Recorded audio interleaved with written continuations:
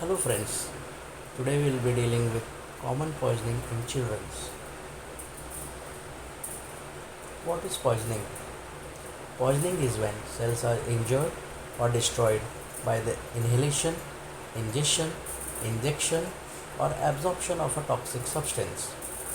Key factors that predict the severity and outcome of poisoning are nature, dose, formulation and route of exposure of poison, co-exposure to other poisons, state of nutrition of child like in fasting status, age and pre-existing health conditions. According to Sigmund Freud's psychosexual development, there are 5 phases in psychological development of a child. First phase is oral, second anal, then phallic, latent and genital. In oral phase, there is sucking and swallowing. For every children, everything they find goes into the mouth. Etiology. Children under 5 years, there is unintentional due to child finding poison, medication dosing error and child abuse. In adolescent, common causes are suicidal attempt and substance abuse. Common poisoning agents in high income countries include pharmaceuticals, household products, example bleaching powders, cleaning agents, pesticides, poisonous plants, and bites from insects and animals. Common poisoning agents in low income and middle income countries are fuels such as paraffin and kerosene, pharmaceuticals, and cleaning agents. Most common agents involved in childhood poisoning are over the counter preparations such as paracetamol, cough cold remedies, vitamins, iron tablets, antihistamines, anti inflammatory drugs, prescription medications such as antidepressant, narcotics, analgesics, and illicit drugs, household products such as bleaching powders, disinfectants, detergents, cleaning agents, cosmetics, vinegar, paraffin, kerosene, pesticides including insecticides, rodenticides, and herbicides, poisonous plants, animal or insect bites. According to emergency medical clinics of North America, deadly pediatric poisons, there are 9 common agents that kill at low doses. They are calcium channel blockers, tricyclic antidepressants, Lomotil, opiates, salicylates, toxic alcohols, sulfonylureas, camphor, clonidine, and antimalarials. Mortality rate in 2004, acute poisoning caused more than 45,000 deaths in children and youth under 20 years of age. 13% of all fatal accidental poisonings worldwide. In 16 high income and middle income countries, poisoning is the fourth biggest cause of unintentional injury after road traffic injuries, fires, and drowning. The rate of fatal poisoning is highest for children under 1 year, with another slight peak around 15 years. Fatal poisoning rates in low income and middle income countries are 4 times that of high income countries. General management of poisoning. The clinician should maintain a high index of suspicion to be able to arrive at the often difficult diagnosis of poisoning. Strongly consider ingestion in any patient with an unexplained loss of consciousness, especially if it is of sudden onset in previously healthy child. Management priorities include emergency stabilization of patient comes first. Start by treating the patient, not the poison. A, B, C of resuscitation and D for disability, including GCS, pupillary size, and reactivity. Institute an IV line, fluid therapy, drug therapy, oxygen, dextrose as indicated. Consider decontamination of ocular, dermal, and GI, etc. Take proper history. Symptom complexes, toxidromes may give clues to an unknown poisoning. History aims to identify substance or substances including ingredients made in house. Identify the maximum possible amount. Number in bottle originally number left. Estimate ingestion usually grossly underestimated. Estimate time of ingestion and symptoms. Examination. Examine airway. Can the patient maintain the airway? Does the patient have a gag? Breathing, look for respiratory rate, pattern of breathing, and oxygen saturation. Look for circulation in the form of heart rate, blood pressures. In disability, look for Glasgow Coma Scale, level of consciousness and motor functions, pupillary reactions, and fundoscopy. In exposures, look for mouth lesions, mouth odors, skin odors, and clothing. Major modes of presentation are coma, disturbances, and seizure.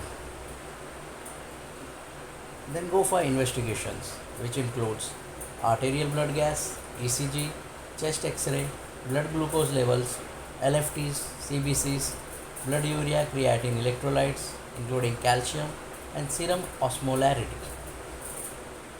In management, first we will do elimination of poisoning. In inhaled poisons, if smoke, gas, or fumes have been inhaled, carry the victim to fresh air.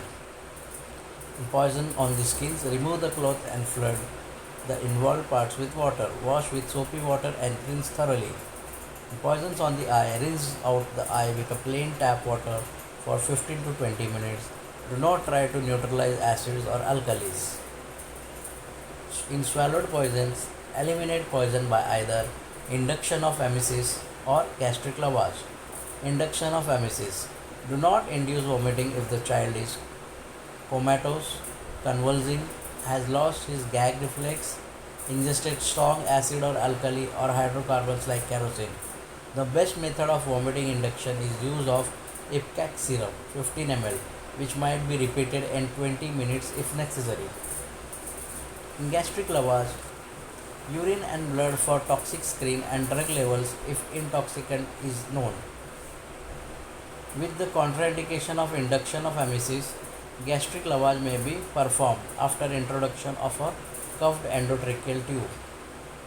Gastric lavage is used if it is performed within 1-2 hours of ingestion. Use a large 28 to 36 French nasogastric tube since smaller tubes are less effective. Lavage is best done with warm isotonic saline to avoid hypothermia, especially in infants. The amount instilled should approximate the amount removed. Emesis and lavage will remove about 30% of amount of poison ingested. Prevention of absorption of poison. This is best done by giving activated charcoal in a dose of 1 to 2 gram per kg. It might be repeated every 2 to 6 hours until charcoal is passed per rectum. Prepare charcoal as a slurry of 1:4 charcoal to water. Consider for all significant toxic injection. It is poorly bound to iron and lithium, so it is not recommended for them. Do not use with caustic injection since it is poorly bound to them and it renders endoscopy difficulty. Enhancement of excretion.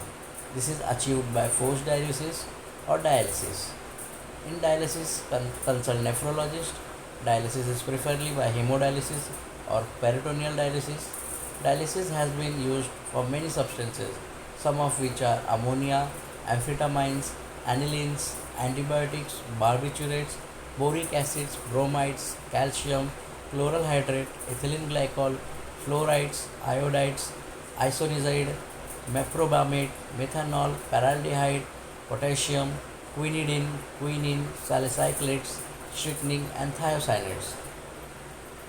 Now we will go out for common poisonings that are first we will consider aspirin. Usually it is toxicity due to accidental ingestion. A 10 kg child can develop life-threatening poisoning with ingestion of small sip of preparation of methyl salicylate. Early effects presents before 6 hours. Less than 150 mg per kg has minimal toxicity, may not require decontamination. 150 to 300 mg per kg mild to moderate intoxication. More than 300 mg per kg life-threatening effects. More than 500 mg per kg potential lethal dose. Pathology and clinical features. Manifests as fever, metabolic acidosis due to uncoupled oxidative phosphorylation, tachypnea, primary respiratory alkalosis, pale, diaphoretic, increased heart rate, hypoglycemia, nausea, vomiting, gastroenteritis, and may present as Reye's syndrome.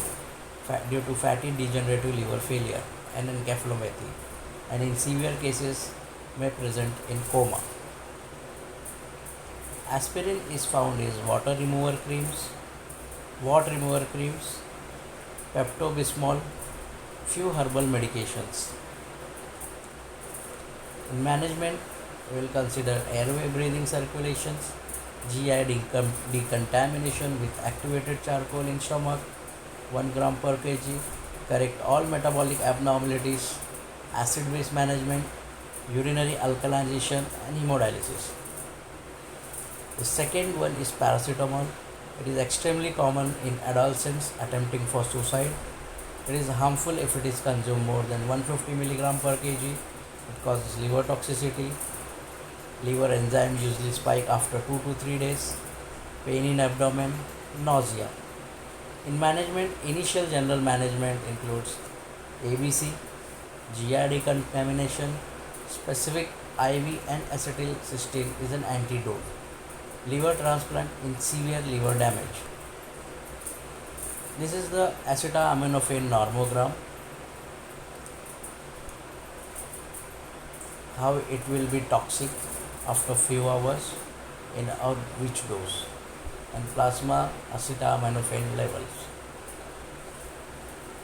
Calcium channel blocker. There are three major classes: phenylalkylamine, benzothiazepine, dihydropyridine. It blocks L-type channels, causes hypotension, bradycardia and arrhythmias. In management, there is an algorithm for calcium channel antagonist ingestion.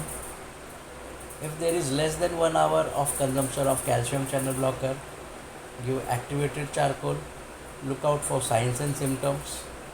If there is signs and symptoms in the form of bradycardia, then give atropine, consider PALS or ACLS guidelines, and consider calcium. If there is no bradycardia but hypotension is there, consider fluids, inotropes, PALS and ACLS guidelines. Give calcium, glucose infusion, glucagon, and heroic measures such as ECMO and cardiopulmonary bypass. If there is no signs and symptoms and less than 1 hour, give activated charcoal and observe. If it is more than 1 hour and sustained release was taken, consider activated charcoal and whole bowel irrigation.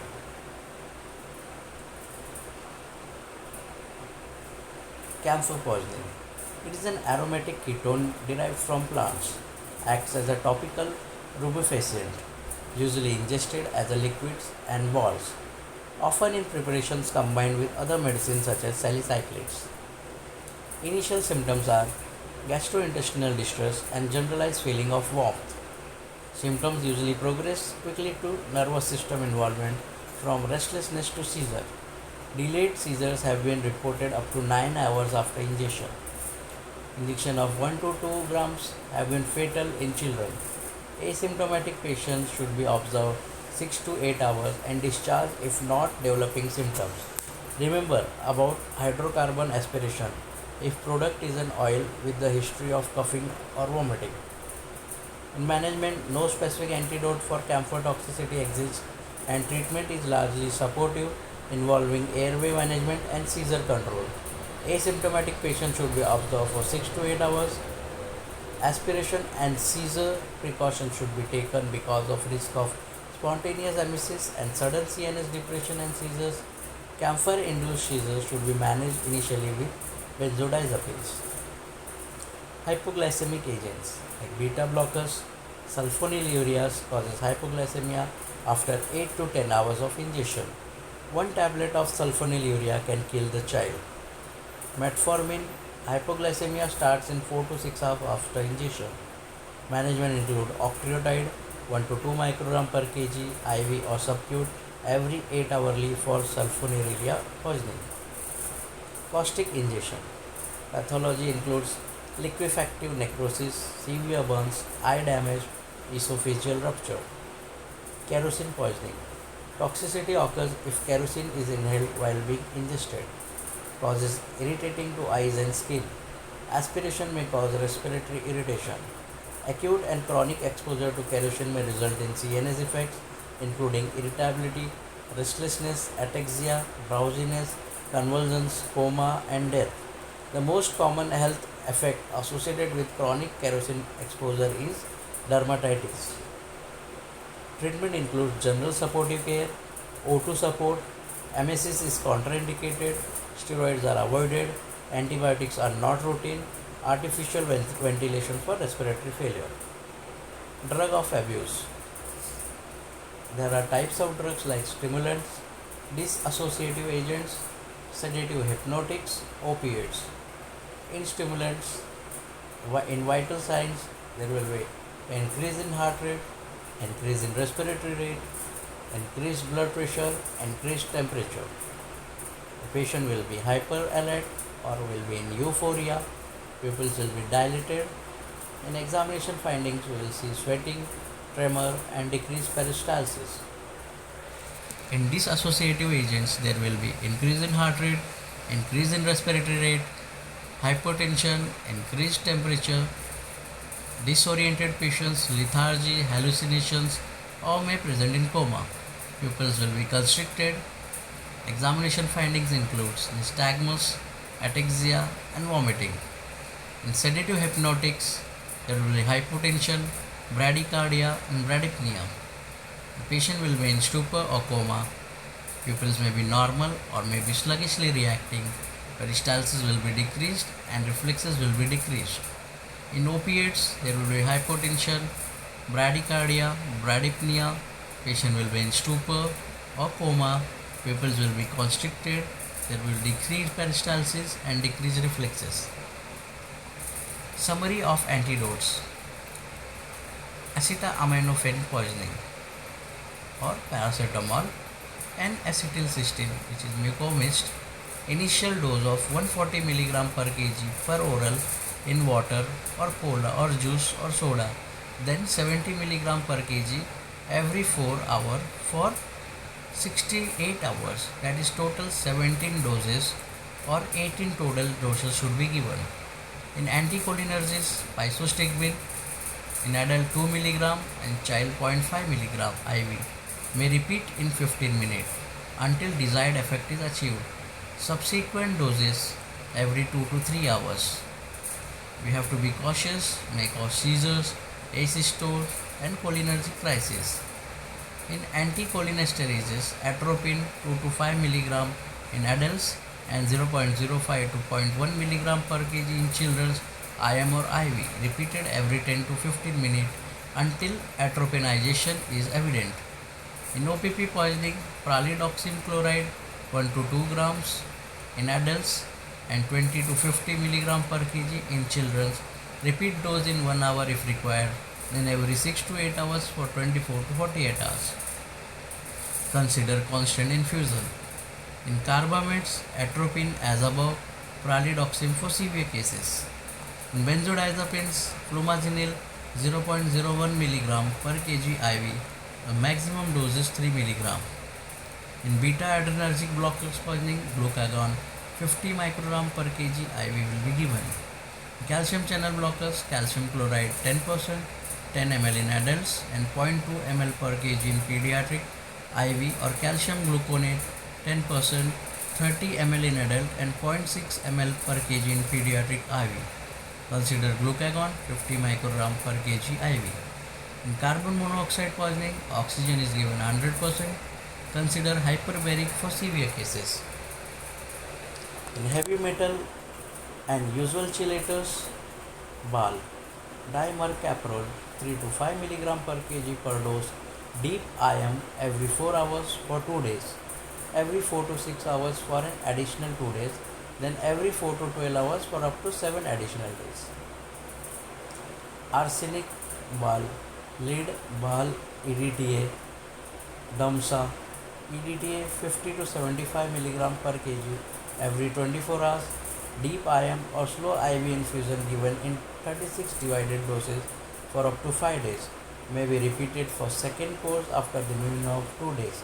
Each course should not exceed a total of 500 mg per kg body weight. In mercury and DAMSA, penicillamine 100 milligram per kg per day in divided doses for up to 5 days. For long-term therapy, do not exceed 40 milligram per kg per day. In iron poison toxicity, desforuxamine 5 to 15 milligram per kg per hour IV. Use higher doses for severe symptoms and decrease as patient recovers.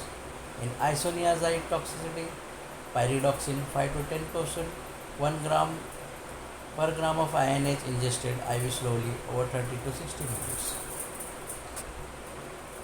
In methanol and ethylene glycol toxicity, ethanol loading dose to achieve blood level of 100 mg per dl.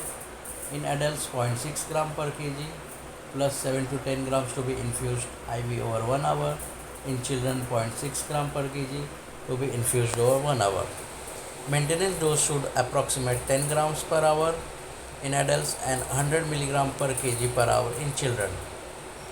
Also, folate 5 to 100 mg IV every 6 hourly, thiamine 0.5 mg per kg, and pyridoxine 2 mg per kg for ethylene glycol. Methemoglobinic agents. Methylene blue is considered 1% 1 to 2 mg per kg, that is 0.1 to 0.2 ml per kg, IV slowly over 5 to 10 minutes if cyanosis is severe or methemoglobin level is more than 40%. In opioids, naloxone is given 0.1 mg per kg IV, IM, sublingual or via ETT. In phenothiazines, where there is dystonic reactions, diphenhydramine 1 to 2 mg per kg slowly IV or IM. Maximum dose is 3 mg, 300 mg per day. In warfarin toxicity and super warfarin rat poisons, vitamin K in adults 10 mg, in children 1 to 5 mg slowly IV, IM, subcut or per oral. Proven effective approaches to reducing poisoning. Removing the poisoning agents from the environment. Example, removal of poisonous plants, removal of fuel sources such as bottled kerosene, replacing the poisoning agent with one of the lower toxicity. Example, replacing aspirin with paracetamol, reformulating methylated spirits to include ethyl alcohol rather than methanol. Legislation and enforcement of child-resistant packing of necessary poisonous agents. Example, medicines, household chemicals and other toxins. Reducing toxicity of poisoning agents by packaging in non-lethal concentration or doses. Establishing a poison control center to triage poisonings. Dispensing accurate and timely advice to caregivers and health facilities. Directing first and where appropriate and referring more severe poisoning to treatment of health facility. These are all references which were used. Thank you.